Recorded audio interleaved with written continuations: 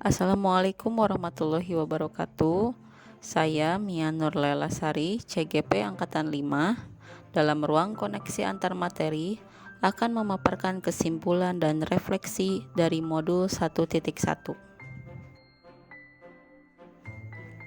Sebelum mempelajari modul 1.1, saya meyakini bahwa setiap murid memiliki ciri khasnya masing-masing.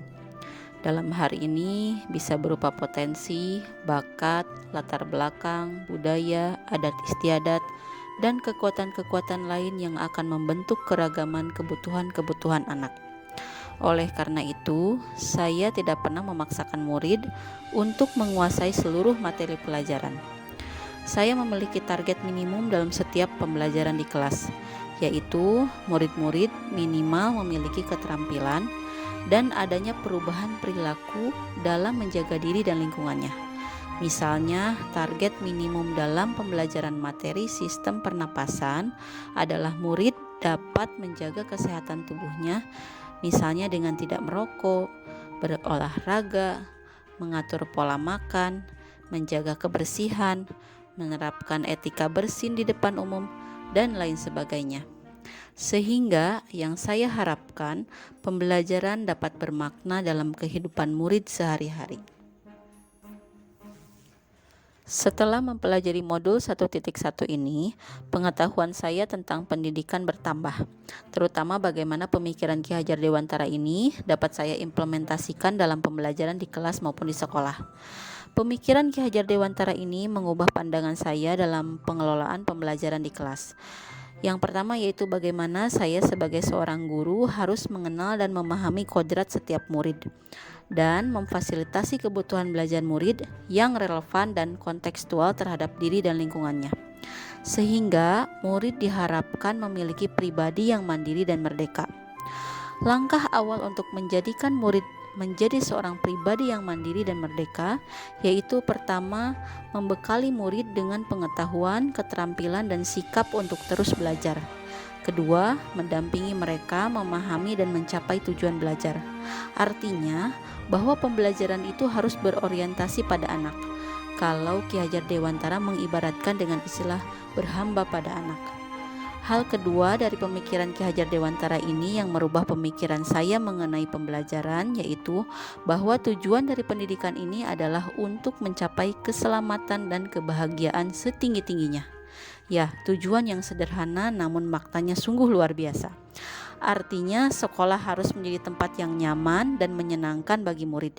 Ini adalah PR dan tugas saya sebagai seorang guru untuk menciptakan lingkungan belajar yang sesuai dengan kebutuhan murid. Mengemas pembelajaran dengan kegiatan yang seru dan bermakna. Di sekolahlah tempat tumbuh dan berkembangnya kodrat anak sehingga mereka dapat memperbaiki lakunya.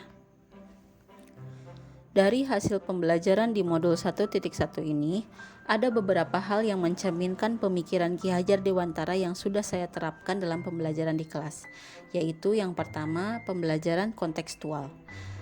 Pembelajaran kontekstual ini mengaitkan setiap materi pembelajaran dengan konteks di mana murid hidup.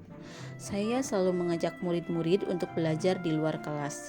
Tujuannya adalah agar mereka dapat mengalami pembelajaran yang suasananya baru, kemudian mereka dapat mengamati fenomena alam secara langsung, misalnya pada pembelajaran ekosistem atau perubahan lingkungan. Saya biasanya mengajak murid-murid untuk mengamati lingkungan di sekitar sekolah. Murid-murid diajak untuk mengamati fenomena-fenomena yang ada, seperti kelebihan dan kekurangan lingkungan di sekolah. Untuk menjaga dan melestarikan lingkungan di sekolah, murid-murid saya ajak untuk membersihkan lingkungan di sekolah dari sampah. Kegiatan ini merupakan bagian dari pembelajaran murid yang bermakna. Murid diharapkan memiliki kepedulian terhadap lingkungannya. Pembelajaran ini saya fasilitasi dengan mengarahkan murid untuk bekerja secara berkelompok dan mengikuti langkah-langkah yang ada pada LKPD. Yang kedua adalah saya membuat media pembelajaran yang menarik dan variatif. Dalam setiap pembelajaran, saya selalu berusaha untuk memberikan media pembelajaran yang bervariasi. Misalnya, untuk memenuhi kebutuhan materi pembelajaran, saya menggunakan media Google Site dan modul. Kemudian saya juga menggunakan lembar kerja peserta didik atau LKPD untuk pembelajaran yang membutuhkan observasi dan praktik. Saya juga menggunakan media PowerPoint atau PPT untuk pembelajaran yang membutuhkan penjelasan atau presentasi dari murid. Saya juga mengajak murid-murid untuk memanfaatkan fitur-fitur yang ada di Google, misalnya dalam mengidentifikasi tanaman atau hewan dengan menggunakan Google Lens. Demikianlah kesimpulan dan refleksi modul 1.1 dari saya. Salam Bapak Ibu Guru hebat. Wassalamualaikum warahmatullahi wabarakatuh.